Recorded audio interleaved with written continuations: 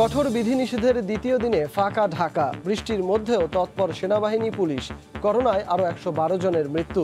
রাতে আসছে ২৪ lakh dose vaccine.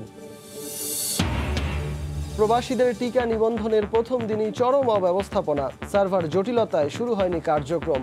ভিসার মেয়াদ শেষ হবার আগে কর্মস্থলে ফেরা নিয়ে অনেকের শঙ্কা। টানা বর্ষণ ও পাহাড়ি ঢলে পানিতে ভাসছে ময়মনসিংহের ৩০ গ্রাম। মুহুরী নদীর বাঁধ ভেঙে প্লাবিত ফেনীর ১০ গ্রামের মানুষের চরম ভোগান্তি। এবং দাম কমলেও প্রভাব পড়েনি বোতলজাত তেলে, বিক্রি হচ্ছে বাড়তি দামি। পরিবহন সংকট ও বৃষ্টির অজুহাতে মাছের বাজার চড়া, কেজিতে বেড়েছে ৪০ টাকা পর্যন্ত।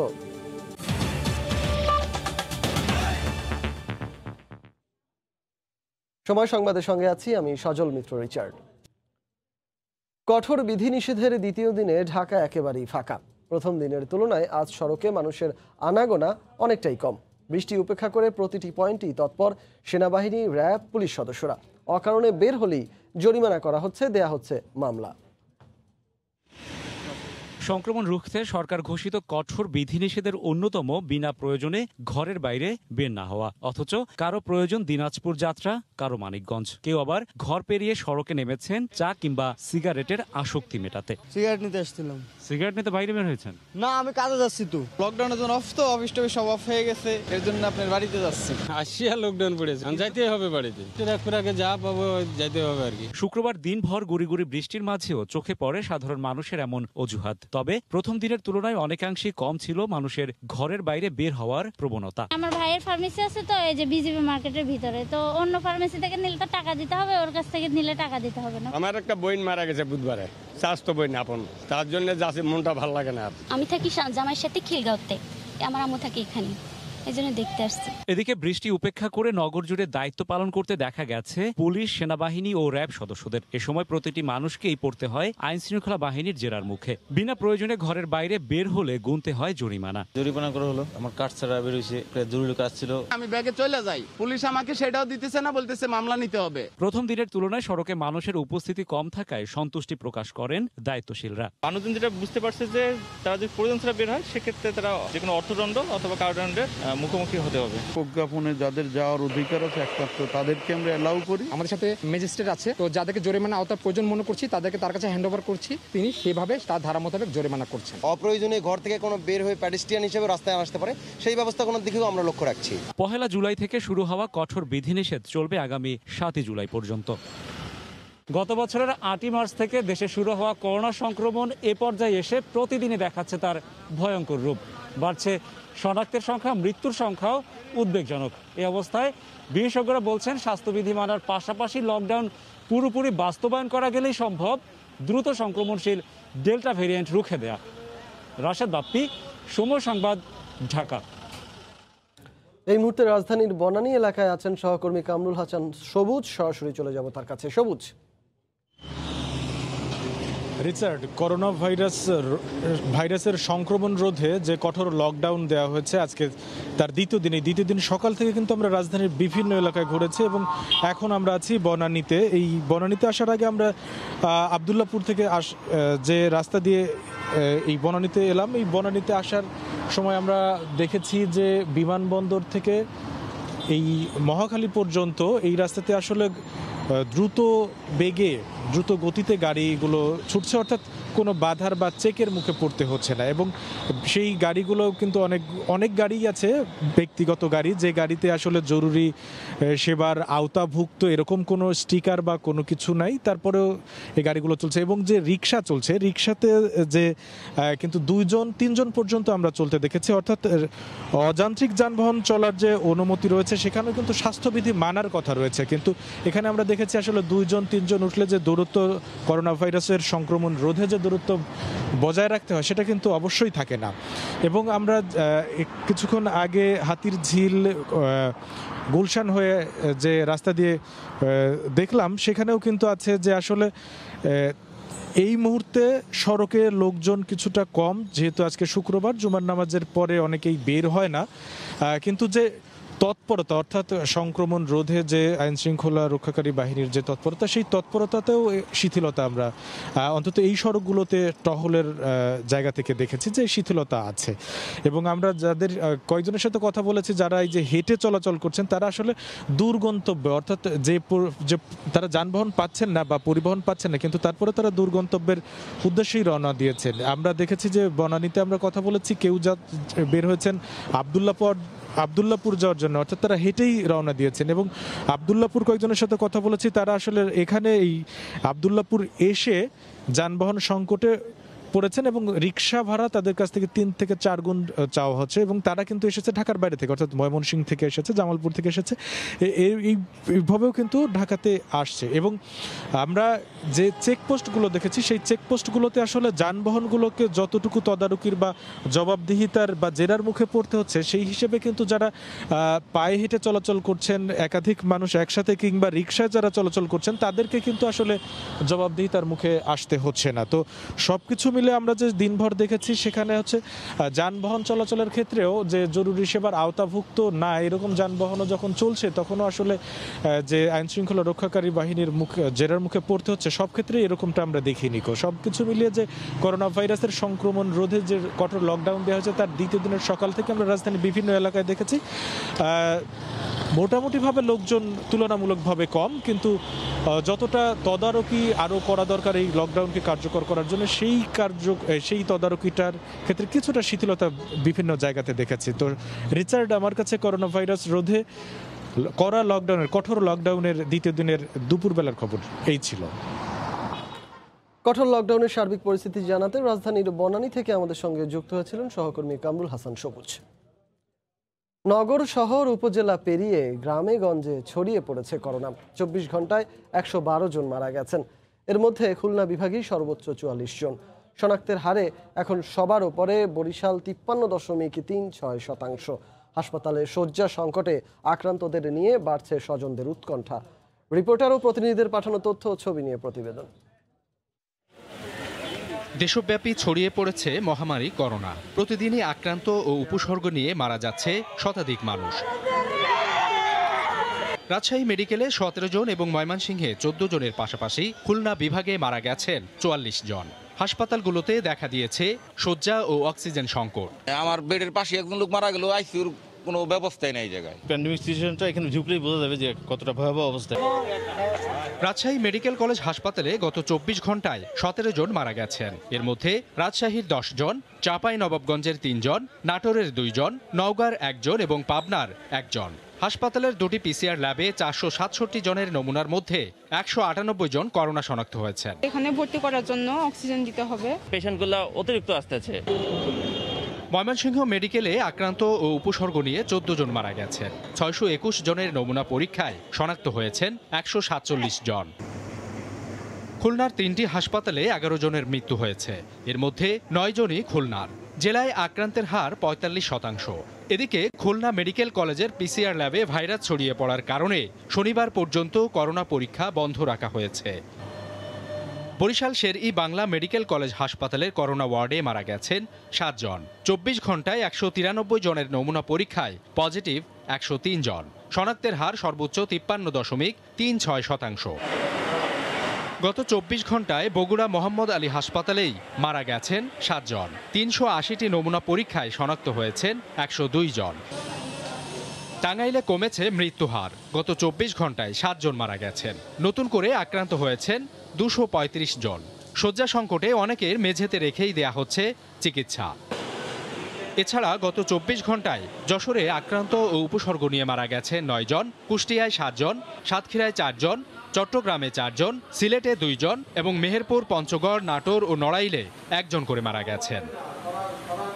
সাবিত সারোয়ার, সময় সংবাদ। প্রবাসীদের টিকা নিবন্ধনের প্রথম দিনই অব্যবস্থাপনার শিকার হাজার হাজার প্রবাসী কর্মী। সার্ভার জটিলতার কারণে ঢাকা ও চট্টগ্রামে প্রথম দিনের কার্যক্রম শুরুই করা যায়নি। এতে অনিশ্চয়তার মধ্যে পড়েছে অনেকের বিদেশ যাত্রা। কর্তৃপক্ষ বলছে সমস্যা সমাধানের চেষ্টা চলছে। ঘোষণা অনুযায়ী প্রবাসীদের টিকা কার্যক্রমের আওতায় আনতে প্রতি জেলায় জনশক্তি অফিসে শুক্রবার থেকে রেজিস্ট্রেশনের সময় দেয় সরকার। সকাল 9টায় নিবন্ধন কার্যক্রম শুরু হওয়ার কথা থাকলেও হঠাৎ করে ন্যাশনাল টেলিকমিউনিকেশন মনিটরিং সেন্টার বা এনটিএমসি সার্ভারে দেখা দেয় জটিলতা।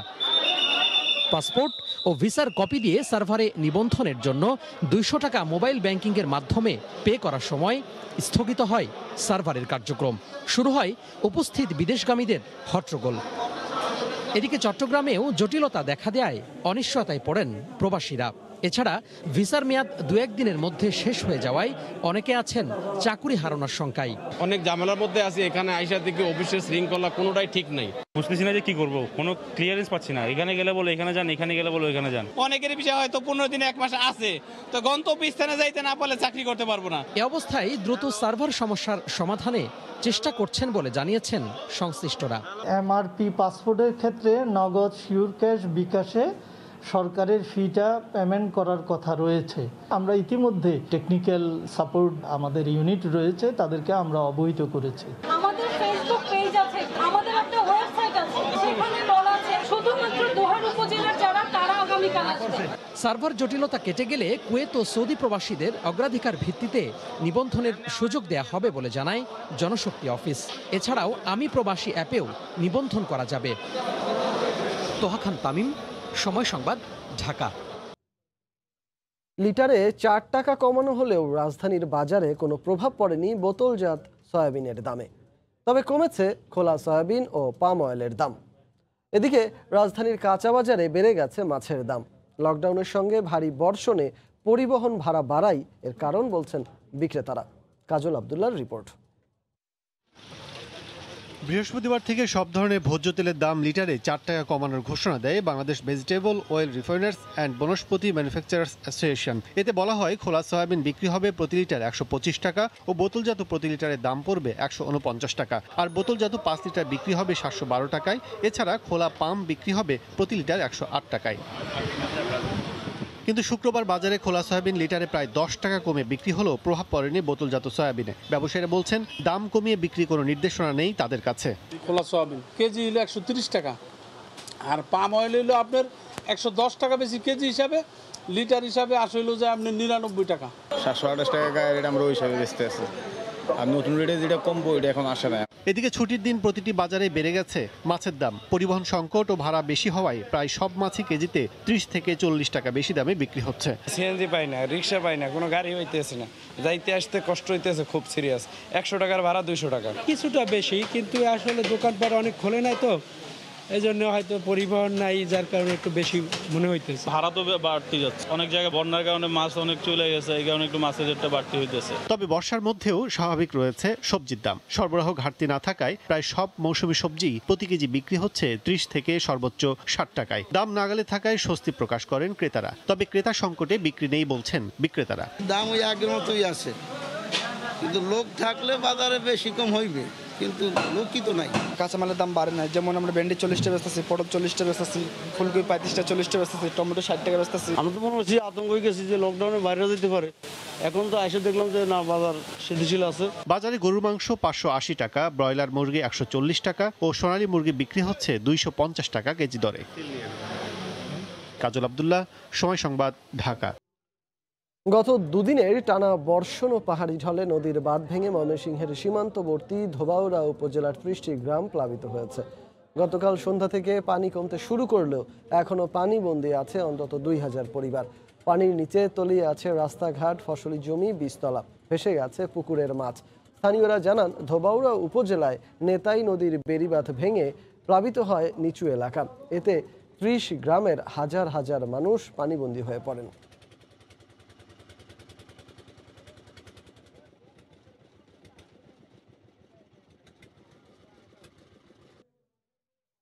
ফেনীর মুহুরী নদীর পানি কমতে শুরু করায় দৃশ্যমান হচ্ছে ক্ষয়ক্ষতি। গত কয়েকদিনের টানা বৃষ্টি এবং ভারতের উজান থেকে নেমে আসা পাহাড়ি ঢলের তোড়ে ভেঙে যায় মুহুরী নদীর 3টি স্থান। এতে লোকালয়ে পানি ঢুকে পড়ে, প্লাবিত হয় 10টি গ্রাম, ক্ষতিগ্রস্ত হয় রাস্তাঘাট, ভেসে যায় পুকুরের মাছ। ফুলগাজী ও পরশুরাম উপজেলায় প্রায় 25 হেক্টরের মতো বীজতলা ক্ষতিগ্রস্ত হয়েছে বলে জানিয়েছে কৃষি বিভাগ। করোনা সত্ত্বেও চট্টগ্রামের মা ও শিশু হাসপাতালে জীবনের ঝুঁকি নিয়ে এক শিশুর জন্ম দিলেন এক মা।